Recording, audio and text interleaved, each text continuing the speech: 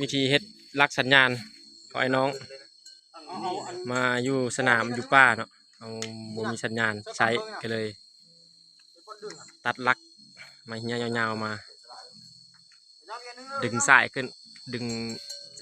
ไฟฟ้าขึ้นถึง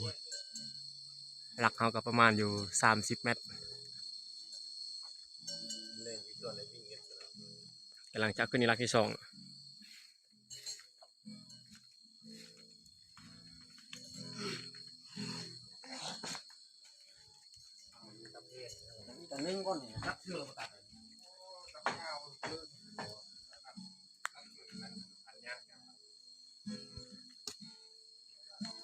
ก็ออกมายามฝนก็ลำบากหน่อยนึง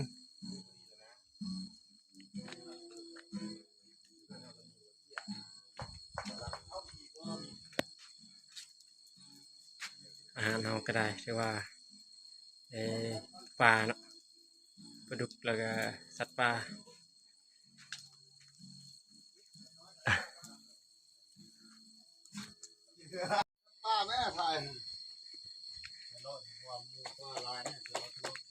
ก็แล้วงานนี้พอดีจะให้อันใบประกาศจบสื่อสารเลยนี่นะเฮ็ดรักสัญญาณก็เป็นเด้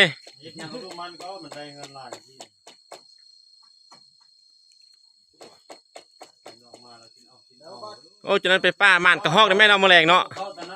ฟ้าแดดอะไรนะหอกกินบักปัง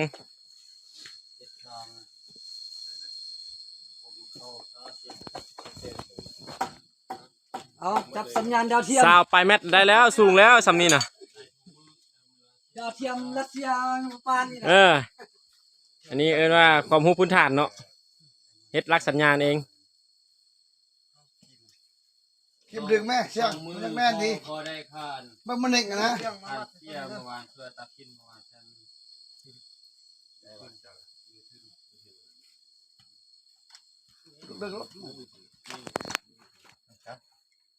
เยี่ยมได้ก็เติมเส้นก็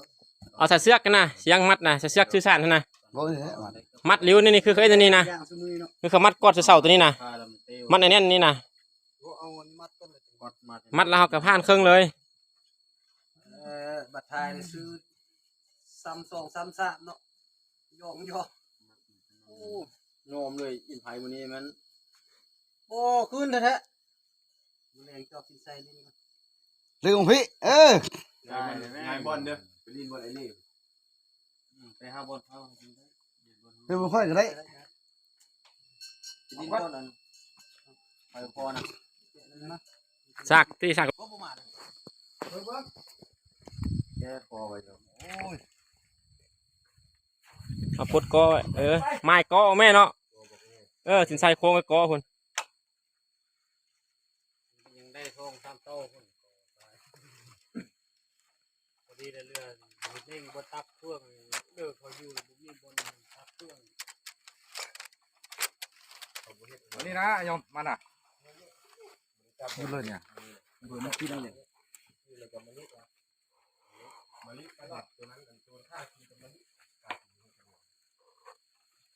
ตัวแม่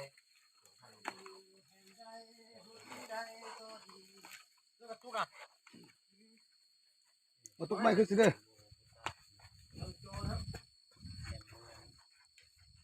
ที่มาคู่นะที่ยังคู่เราแต่ตอนนี้เป็นฮอต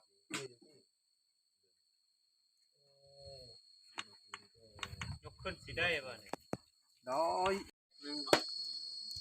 ชีแพ็คนึงซื้อขายซื้อกินงดติดนี่งดติดนี่ขานทวงก็ติดกันหมู่นะติดนะติดกับ2525คงแล้วติดราคา25วะ25บ่จ่ายโอ้เบิกเอาเดือนเนาะ25คงแล้วบ่จ่ายเยอะ5 ทิศก็บ่จ่ายโอ้ยก็เป็นจ่ายแล้วสร้างอะไรจ่ายเนาะยากได้สินะมัดแม่นี่นะเลิกตุกนี่เชียวนะมันตึมไหมเล่นตุกนะเสียงนี่กระตุกเอาสดก่อนจะมัด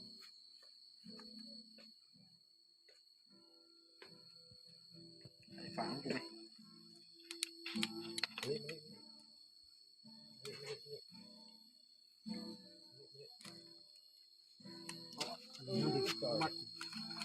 มัดรูปนี่ เป็นก๊อต หน้าเบิ่งจากบ้านดู มันคือหนังก๊อต เยอะ ตัวน้อยโพดบ่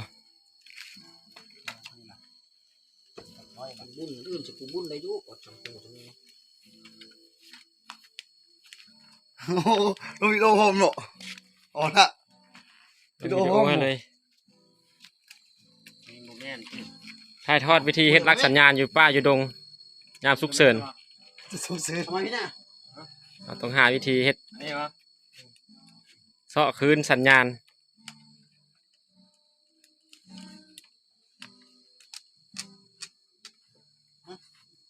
เปียกขนาดน่ะสู้มันอยู่ตลอดนี่เปียก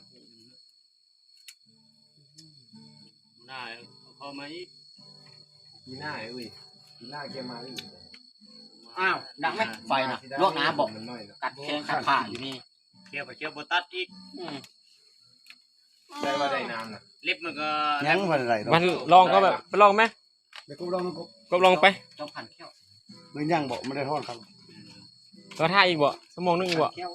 มันมาแล้วมันได้เลยก่อน มันมาได้เลยบ่ ลองดู ลองเบิ่งลองโป๊บแล้วก็คันได้น้ำก็เอาน้ำขึ้นไว้ใส่เลย ไล่ไปทางน้อยนะโป้เด้ออัน ใส่แผงโซลาร์เซลล์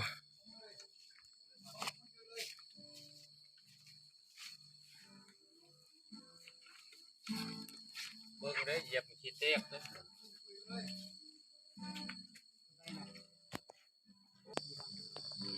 วันนี้แดดออกอยู่ตะแรง เราปรับได้เลย แดดออกแล้วมาได้เลยเนาะเขาป้มสือคู่ดำมีเขาจึงเงินท่อสือคู่เขียวนี่ มันเต็มเลย บอกเสื้อคู่เขียวเลยก่อนนี่มีหูสุบเส้น เออ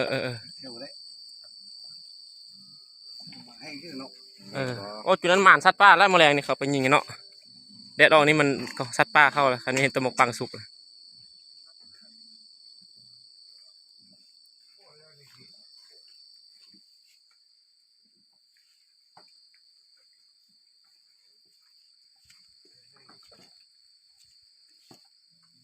วนว่านก่อนนี่นะ ตัวนี้วะ บ้านไหน อ ท่านเป็นดังโอ้เป็นจะโบนครับแท้ นี่หรือว่านั่งเขามาดิ ยังวะมันน่าสินะ นั่งมิน เอาตาเล็ดไหมเอาตาเล็ดไหม เอาสลังคาเอาไว้ แล้ว นะ ที่ดังข้าเหมือนกันไม่ครับเลย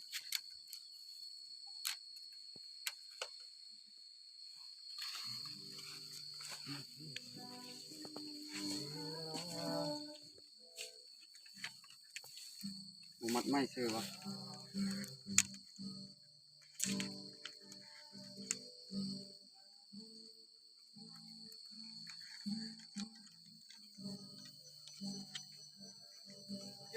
ตัดมัดประเด็นนะตัดสายมัด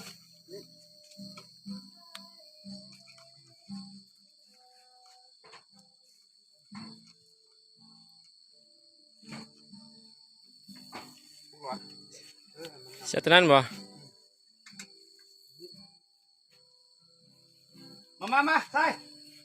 เฮ้ย คุณระบบรักนะ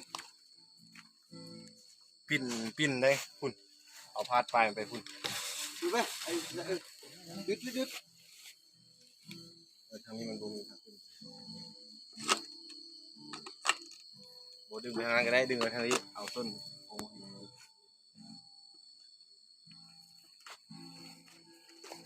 เก็บเสื้อไปมัดไปหั่นน่ะเก็บเสื้อไปมัดยึดรัก น้อเนี่ยมัด ไอ้ก็เจาะมันเยอะพุทธนั่นเลย เราเชื่อวิการครบแม่เห็ดดอก ข้อเท่าไหร่กระยุกคือกัน สัญญาณโทรศัพท์สิการครบแล้ว กูมีลักษณะงานอะไรเร็วเลยทำมันนี้อันตาแดดนี่พูดเลยยี่ห้อพูดเลยครับตกตื้อๆตอนเช้า เวก้อนจินใจเวออฟไปพุ่น บอกตรงไปยืดไปเลยนะพูดเจ้าจับไปยับไปอีกก็ได้นะยกไปก่อนไปย่างไปข้างหน้ามัน คือเอาตังค์นั่นเลย มันเหี่ยว มันหิ้วบอลร้อนปั๊มบอลร้อนก็ไปพุ่นแหละถึงแล้ว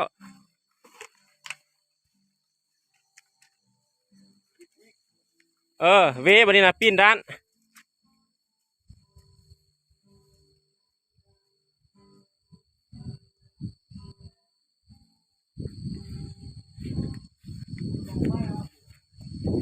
มาขมุยลุกขึ้นมายับลักช่วยเขา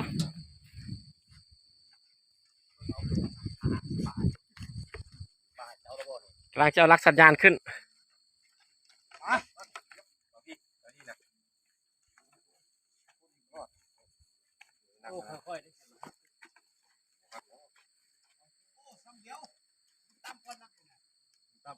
โอ้เขาก็ยกขึ้นเอาเลยมัดได้หมดเด้อยากได้ เขามีแนวมัดมันก็ ขึ้นแล้วแหละมัดติดลัก ปิ้นไปลองนี่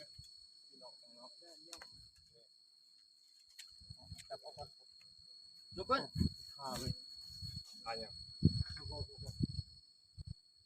ไอ้บอ ขึ้นลุกขึ้นลุกมาได้ไหม ค่อยๆบอลนะระวังยกวางนะ โอ้มันจะล้มตีนั่นน่ะบอลตี มาเลยหัวนี้ก่อนมัดหัวแล้วก็ เสาลักเอ็ดสูงขนาดเนาะประมาณ30 คือเลยจะตัดเสื้อ ประมาณ30 เมตรเนาะมันจึงได้สัญญาณ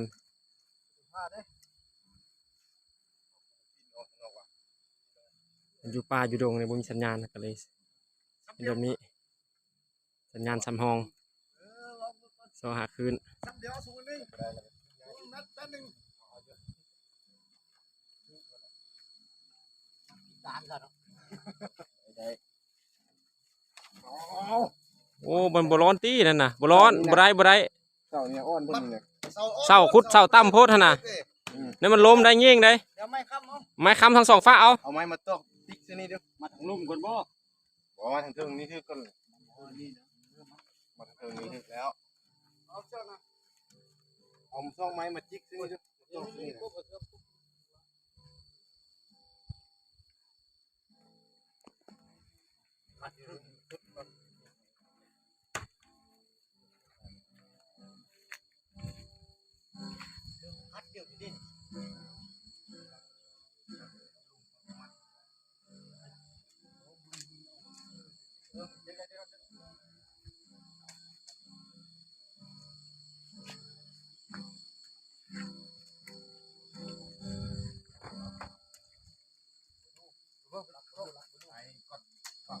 ตัดไม้ก่อนมีตะปูเนาะ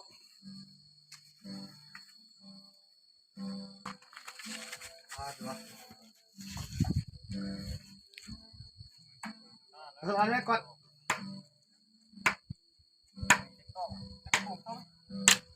วานนี่เพื่อเอาไปไว้กันเลย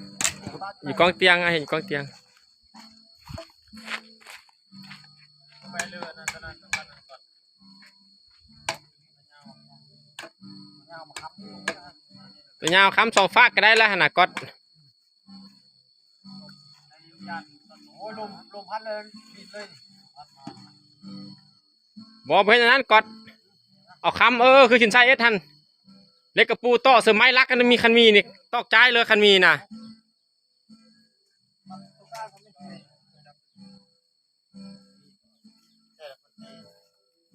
กุ๊บเอาผมไปเอาเล็กกันกองเตียงไพ่เลย ใจจะท่วมนี่ก็ได้นะใจน้ำใจมี มือผู้ชายก็เพี้ยน ตอกเสลียงขยำบุซอดนะ มาบ่จะต่อเรื่องปูชงจะไปโต้มือกูลุมบ่ นี่ต ต่อกับพี่อุ้ย ำดอกหนึ่งก็ได้พอ คำมังสีดารถคำเจอรถ มันจะมา แล้วก็ตอกจิกขึ้นมาทางนี้เออ จิกมันบ่นั้น ใช้เหตุเป็นการที่ใช้ แห้งหมดทึกเฮ้ยแตกน่ะอยู่แล้ว ฟันกันตอกไปรถฟันกันตอกรถคันตอกได้นะมีบนค้ำ เล็บคนนี้นะเล็บคนน่ะโอ้ยแม่นใส่เอาโทรศัพท์ลองดู มันจะเมื่อแล้วปักทิมคือเขา ปักชิปเลยปักโอ้ปักเมื่อใส่ คุณไม่ท ให้เขาเฮ็ดเองบ่ คือซีเจริญขนาด ำแล้วไหนดีหรอก ลองเบิ่งลองเบิ่ง อ้าววินหัวได้ ลอง นั่นก็หัวมีแต่พม โอ้ หัวมีแต่ผมก็เฮ็ดวิธีอื่นบ่ แข่งนอน เอาแต่ตะกวนมา พอถึกแต่ผู้สาวตัวแล้วเนาะหัวมีแต่ผมซื่อๆนั่นแหละบ่ได้ให้เลยเต้ไปอยู่16อ่ะ แล้วสิจับซอกมือแล้วปิ้นน้ำมันก็บ่ไหวแล้วอย่างนั้นน่ะเว้า ลายหัวอยู่ก็ปิ่นบ่ใจได้เห็นได้หน้า กูยืมโทรศัพท์มึงโทรหาเขาได้ไหม เอาบ่